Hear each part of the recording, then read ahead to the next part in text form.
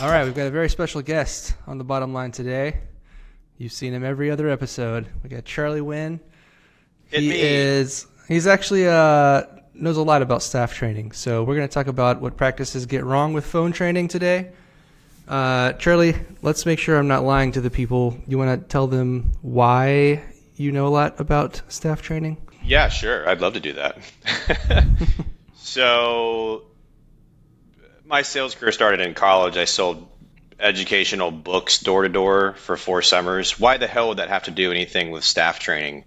It has to do everything with staff training, if that sentence makes sense. But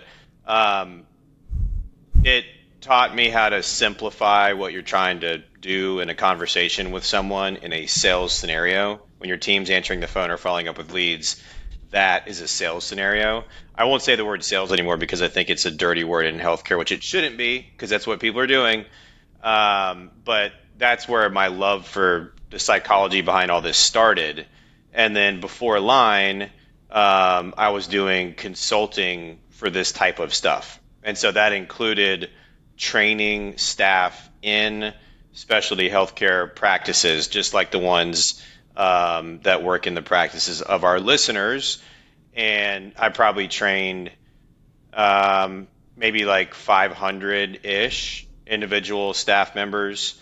And then also I have personally analyzed over 10,000 new patient calls. So just like a big sample of what happens on the phone. And then when you implement certain training and protocols of how you handle a call, what does that actually do to a conversion rate? So I've basically studied that in my consulting years before we started Line. And I think that's why we're talking about this. Awesome. And just to kind of set the stage, I'm kind of repeating what you've said in past podcasts, and I've heard you say before, but the issue here is really that healthcare is sort of unique in that a lot of practices are spending a lot of money on marketing. Patients have high value, but the people that actually take those leads are not always trained properly. They're not sales professionals, and they really should know what they're doing. So let's start from the beginning of the phone call. What's the best way to start an incoming phone call? Yeah, I want to answer that, but I want to comment on what you said, which is so true. I mean, there's no other industry that I can think of where there's this much money being spent on marketing to drive leads that are this valuable, right? Mm-hmm. If you're an aesthetics practice, hundreds or thousands for the first treatment. If you're an oral surgery practice, a dental implant case could be $50,000. Like, this is big time revenue opportunity.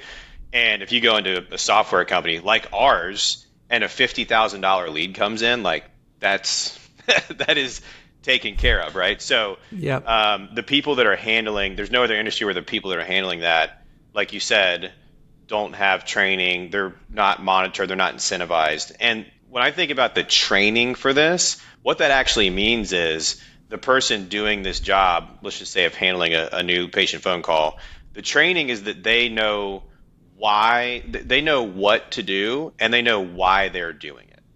That's it. And if you can change the mindset of your staff to understand that, that's training. Now you got to give them some direction of what to do or what to say, which I'm about to start talking about. But if you were to go ask your staff, what is your job answering the phone when you talk to new leads, you would probably get a lot of different answers. And the answer should just be to help people schedule. So the first part of training is to train your staff to think that way. And if they think that way, like, there's so many other things that are going to be easier to fall into place. If they don't think that way, then they're never going to do what you ask them to do because they're just going to react to questions and things that they're getting. So the mismatch is the mindset of the person that's doing this job is usually not, I'm trying to help people schedule. And if you don't have that aligned, then no matter how many things you tell them to say, it's probably not going to happen. Yeah, and I think the impact to the bottom line is huge and maybe not understood. So we've seen conversion rates For staff members below 20%, we've seen the best performers are 80 to 90%. So basically your marketing dollars can be 4 times as effective, right? If you're training people the right way. Think about that again real quick. The same people doing the same job, right? The low performers are 20%, high 80. That's a huge difference. And that means that the way that your team thinks about why they're answering the phone and what they're saying has that much impact. So that's a really important statistic to remember, and why what we're going to talk about today is critical. Cool. Let's go back 3 minutes. So you want to ask the question again? I asked you, is there a great way to start a phone call? Is there like a certain methodology to the beginning of the phone call? Yes. The short answer is every call after when your team answers the phone, they should say their name, they should end the practice name, and how can I help you? Then the caller says something like, I need to schedule, or do you offer this, or what does this cost? There's a million things they could say. 100% of the time, this is the phrase, I'd be happy to help you with that. So the answer to your question, how should they start the call? I'd be happy to help you with that. I'm going to explain why, but if you don't remember anything else from this episode, tell your team to say, I'd be happy to help you with that, okay? What people do instead of doing that is, based on whatever question the caller has, they start answering that directly. Because most people do have questions. We're talking about specialty healthcare.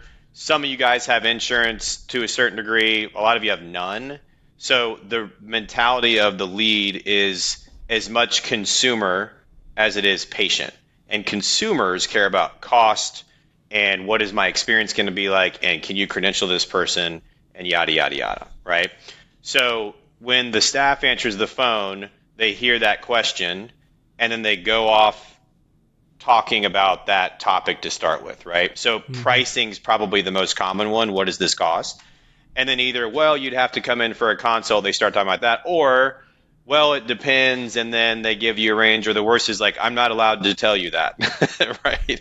But they're dealing with that question immediately. And so now this call is about pricing. Okay? Right on. And so I'd be happy to help you with that. Changes the game. Go ahead. Yes. I was just going to say, anyone who's watching this but didn't see our episode with Dylan Kenma, we talk about pricing a lot in that episode. So I would check that out. Go back and visit that one. So that's the kind of the intro to the call, right? What about, is that going to help us avoid the trap of the patient is asking question after question? How do we take control of the call so that it's not just dealing with questions or the patient raising objections? How do we control the flow, pushing them towards the booking? Yeah. So what I just said is the beginning of like a 3-part thing that does what you said, which is get control. So when I was doing consulting, we called this the initial response. You get a question or even a request, I want to schedule. 100% of the time, the initial response has 3 parts. I'd be happy to help you with that. Have you ever been to our practice before?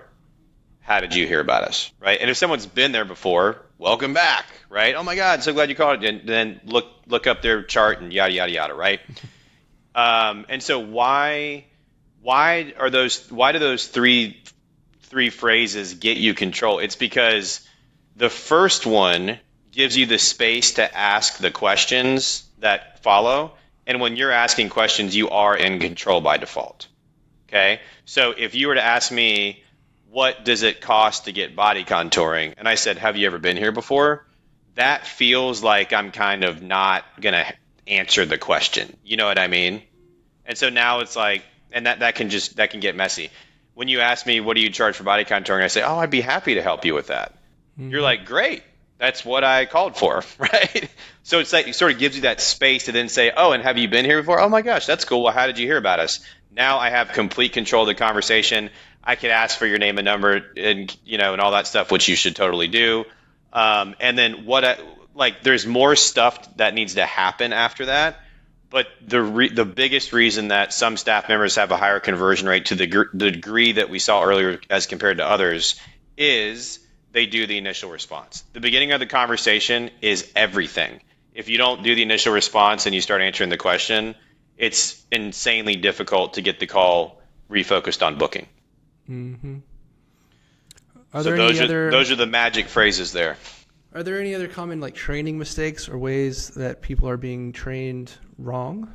Yeah, so here's the biggest training mistake is everyone thinks about all of the credentialing and the stuff on the procedure and we picked the best lasers.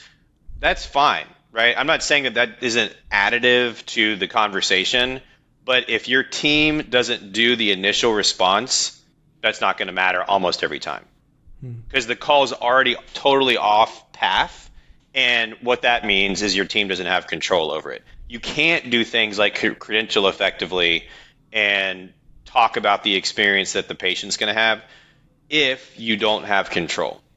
So the mistake is people focus downstream in the call, neglect the beginning, and then the staff is just reacting to the questions, never has control, can't even implement the things they were trained on.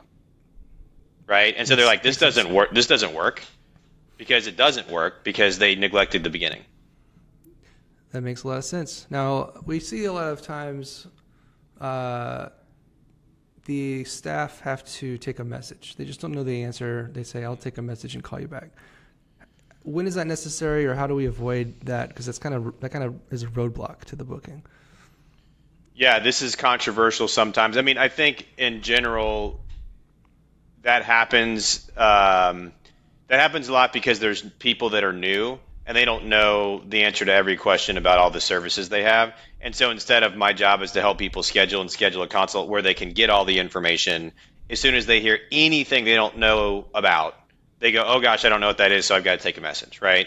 So your team needs to be more and more knowledgeable about what you actually do, because they're not going to sound like they know what they're talking about. But if your staff is focused on what I said before, which is I'm trying to help people schedule, no matter what question I get, I'm going to get control of the call and the initial response, and then I can talk about the consult and suggest it. They're really not going to need to answer a lot of those questions, right? One of the things we saw in the consulting business that's counterintuitive is oftentimes the staff at the practice who were the most experienced, like had been there the longest, would have a much lower conversion rate after the training we did than the new people. And it's because the new people didn't know all of the answers to the questions, and that benefited them because then they got really focused on the training, the beginning of the call, the initial response, and actually did it. Whereas the experienced people, which means they just know all the information, they got caught in the trap of answering all the questions to start the call, and then the call got way off track and away from scheduling. So that makes sense. If you have staff take a lot of messages, you probably are mistaking experience for you think experience is that matters is people know the answers to questions, and that's not true because this is just trying to schedule consults. Gotcha. How complex is this? Meaning, do they really need to have a script in front of them at all times they go through, or is it really just like memorize these 3 components? We're good to go. Like how difficult is this really? It should not be complicated at all. So it should be like a one pager that has, you need to have, so there's some other things, maybe we can do follow-up episodes of what do you do in the middle and the end of the conversation. But there should be it's like a guide. Like these are my checkpoints printed out, one page. And the checkpoints are phrases. Like it's something that they should say that gets them to the next step and keeps them on the right path towards scheduling. But not even really a script, just like a bullet of those phrases. And they have it by the phone so they can literally look at it. It's like directions. Gotcha. And then that's it. So cool. The hard part is how do you change the way they're thinking so that when they hear questions, their brain isn't like, I've got to answer that. And their brain goes, ooh, look at this. And if you accomplish that, you are going to schedule more patients for consults. Right on. That's a good idea that maybe we can go through that script in a future episode or something. Sure. Cool. Anything else you want to add?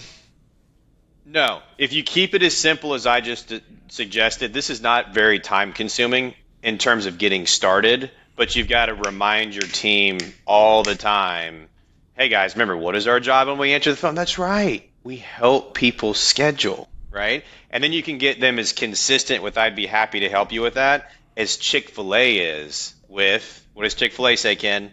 My pleasure. Damn right, man. Right? How much, by the way, how much power is there in my pleasure? That phrase, tons. It separates, in addition to the food, Chick-fil-A from every other fast casual chain that there is. I don't even know if everybody knows Chick-fil-A listening to this. I hope they If do. you don't know Chick-fil-A and you're listening to this, you got a long ways to go. Let me tell you. Awesome. Cool, Charlie. Well, thanks for chatting with us. My pleasure. Appreciate your expertise. We see you on the next one. Yes, sir.